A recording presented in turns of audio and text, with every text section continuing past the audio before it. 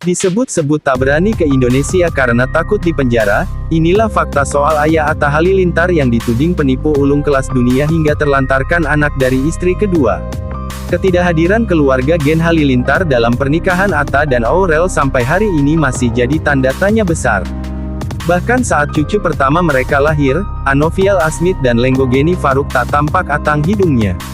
Anehnya, justru keluarga Gen Halilintar sempat menemui besannya ketika liburan di Turki. Publik bertanya-tanya mengapa mereka tak ikut kembali ke tanah air bersama keluarga Anang Hermansyah. Beberapa dugaan-dugaan pun satu persatu muncul. Seperti diketahui, Gen Halilintar atau keluarga Halilintar memang tak jarang tersorot dari pemberitaan kontroversi. Melansir Tribun Style, belakangan ini keluarga besar dari Atta Halilintar mulai banyak mengundang kecurigaan lantaran lebih memilih menetap di Malaysia ketimbang di Indonesia. Bahkan ketika Atta Halilintar menikah dengan Aurel Hermansyah, keluarga inti Gen Halilintar nggak datang baik saat akad atau resepsi. Kalau menurut Atta Halilintar, ayahnya nggak bisa datang karena sedang sakit dan harus melakukan perawatan di Malaysia. Tetapi setelah melakukan perawatan dan operasi, keluarga Gen Halilintar pun tak kunjung datang ke Indonesia. Namun pada akhirnya mereka bertemu di negara Turki beberapa waktu lalu dengan keluarga Aurel Hermansyah. Lebih lanjut, kedatangan keluarga Gen Halilintar ke Turki malah semakin membuat tanda tanya besar di benak netizen. Ditimpali netizen lain yang bilang, keluarga Gen Halilintar tak berani ke Indonesia lantaran ada kasus. Aku pernah baca di sebelum di Bredel, katanya Halilintar sekeluarga nggak berani ke Indonesia karena ada kasus, makanya kan pas nikahan anaknya kemarin sampai nggak datang dengan alasan sakit tapi bisa ke Turki, tulis @cis. Nggak sis, bapaknya banyak kasus di Indonesia. Ada kasus penelantaran anak, itu valid. Tapi nggak tahu udah damai apa enggak, tapi polisi tetap mau menangkap bapaknya. Itu anak dari istri kedua di Bandung, tambah akun @its. Beberapa waktu lalu publik sempat dihebohkan oleh berita kurang mengenakan yang datang dari keluarga Gen Halilintar. Ayah Atta Halilintar Anovial Asmit kini digosipkan pernah poligami. Tak hanya itu, ia juga disebut tega telantarkan anak dari istri kedua.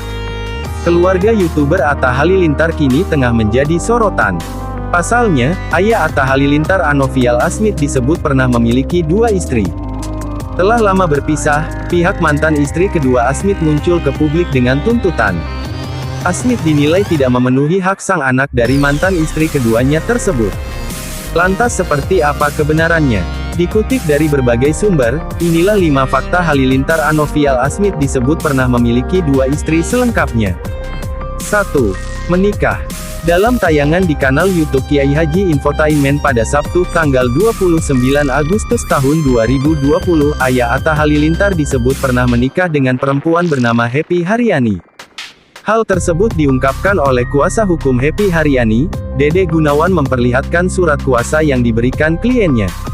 Dede kemudian mengungkapkan bahwa Asmit dan Happy pernah menikah dan dicatatkan di KUA Kabupaten Bandung, Jawa Barat, pada tanggal 21 April tahun 1998. 2. Persetujuan Lenggogeni.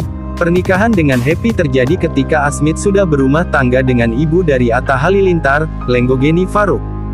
Dede berujar, pernikahan tersebut diketahui dan mendapat persetujuan dari Lenggogeni. 3. Dikaruniai anak perempuan. Dede mengatakan, setelah menikah, Asmit dan Happy dikaruniai seorang anak berjenis kelamin perempuan. Anak yang lahir pada tanggal 21 November tahun 2003 tersebut juga memiliki akta kelahiran. 4. Cerai pada 2006.